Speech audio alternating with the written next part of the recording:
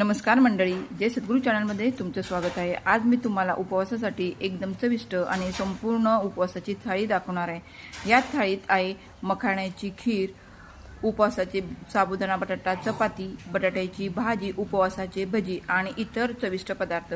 चला सुरुवात करूया। आज आपण उपवासाची थाळी करणार आहे। त्यासाठी इथे मी 1 वाटी साबुदाणा घेतलेला आहे। इकडे मी गॅस चालू केलेला आहे, त्यावर कढई ठेवलेली आहे। हा साबुदाणा आपण भाजून घेऊया।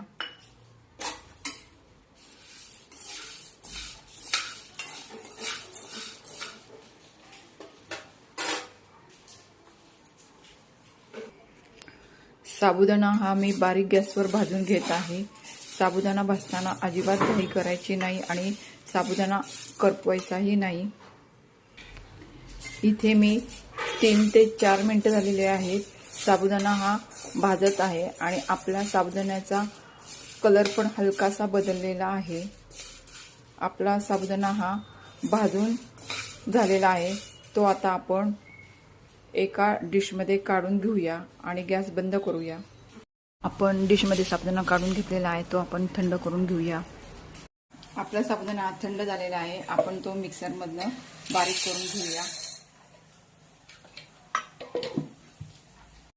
इथे मी साबुदाण्याचं पीठ ताटामध्ये ओतून घेत आहे। आपलं साबुदाण्याचं पीठ बघा किती बारीक झालेलं आहे। इथे मी 3 बटाटे घेतलेले आहेत, उकडून घेतलेले आहेत, ते आपण यामध्ये किसून घेऊया।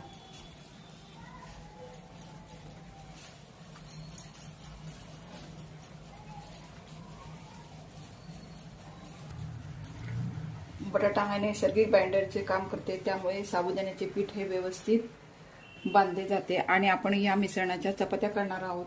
ही चपाती लाटताना तुटत नाही आणि मऊ होते, म्हणून आपण इथे बटाट्याचा वापर केलेला आहे। आपण या पिठामध्ये चपातीसाठी मीठ टाकून घेतलेले आहे चवीनुसार।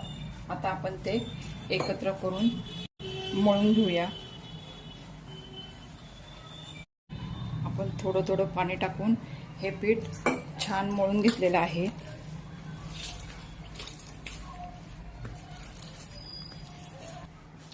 पीठ आपण असं छान मऊसर मळून घेतलेलं आहे। ते आता आपण एक बाउलमध्ये काढून घेऊया।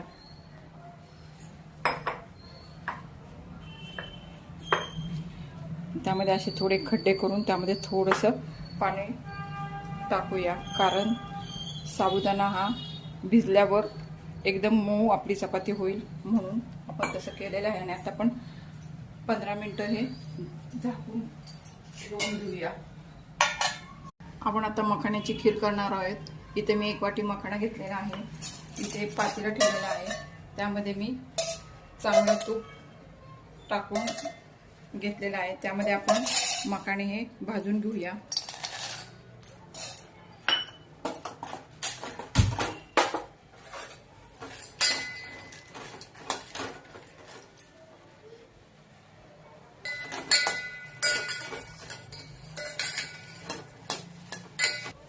मखाण्यांमध्ये मी इथे बदाम आणि काजूचे काप करून घेतलेले आहेत, ते पण आपण त्या तुपामध्ये मखाण्यांबरोबर भाजून घेऊया।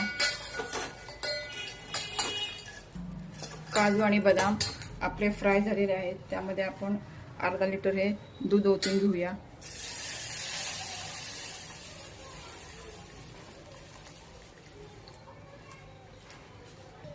इथे मी केशर घालून दूध तयार केलेलं आहे, ते पण आपण त्यामध्ये टाकून घेऊया।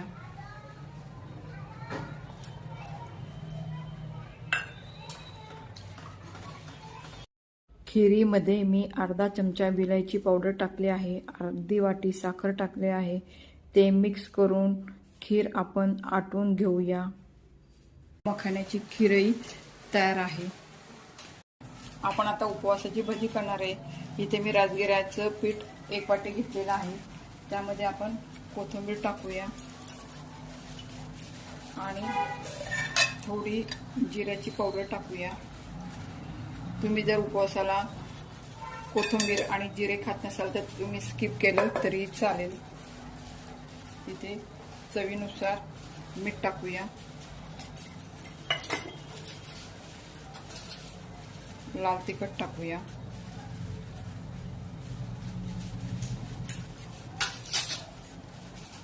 आता आपण एकत्र करून मळून घेऊया.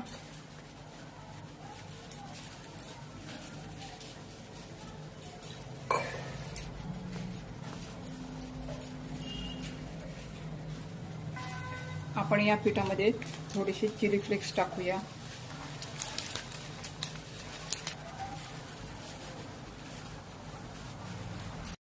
आपलं भज्याचं पीठ हे मळून तयार झालेलं आहे. आता आपण भजी करून घेऊया. इथे मी उपवासाच्या बटाट्याच्या भजीसाठी मी इथे बटाट्याचे असे गोल गोल काप करून घेतलेले आहेत आणि इकडे तेल तापायला ठेवलेलं आहे. आता आपण तेल आपलं तापलेलं आहे. आता आपण त्यामध्ये बटाट्याची भजी करून घेऊया आणि बारीक गॅसवर आपण ती तळून घेऊया. आपली ही उपवासाची भजी तळून तयार झालेली आहे. ती आता आपण काढून घेऊया आणि अशा प्रकारे सर्व भजी तयार करून घेऊया. इथे मी उपवासाची बटाट्याची भाजी करणार आहे. इथे मी कढई ठेवलेली आहे, त्यामध्ये मिरची टाकून घेतलेली आहे आणि 2 बटाटे घेतले आहेत आणि त्याच्या अशा उभ्या उभ्या फोडी करून घेतलेल्या आहेत. आपली आता मिरची तेलामध्ये मी ते शेंगदाण्याचं तेल वापरलेलं आहे. मिरची तळून झालेली आहे, त्यामध्ये आपण हा बटाटा टाकून घेऊया.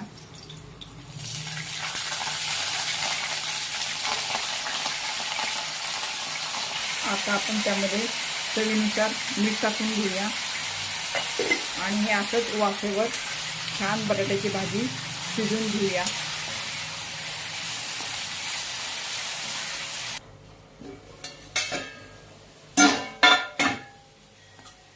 आपला बटाटा हा छान शिजलेला आहे. त्यामध्ये आपण शेंगदाण्याचा जाडसर कूट घालून घेऊया.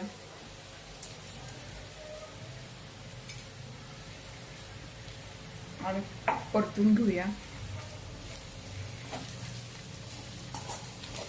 काढून घेऊया.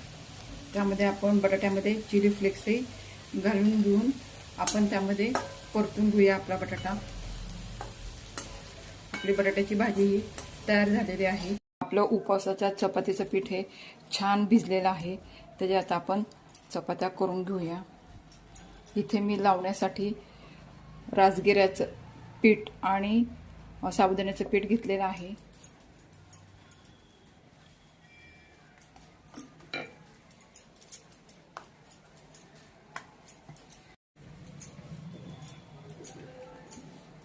हलक्या हाताने मी हे चपाती लाटून घेतलेली आहे. ती आता आपण भाजून घेऊया. इकडे मी तवा ठेवलेला आहे.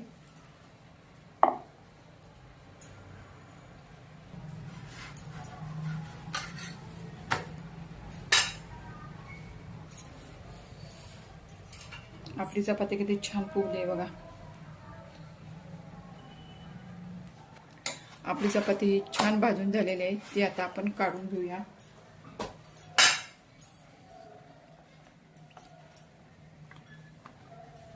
अशा प्रकारे आपण सर्व चपात्या उपवासाच्या करून घेऊया. इथे आपल्या उपवासाच्या चपात्याही करून झालेल्या आहेत. चला आपण उपवासाची थाळी सर्व करूया.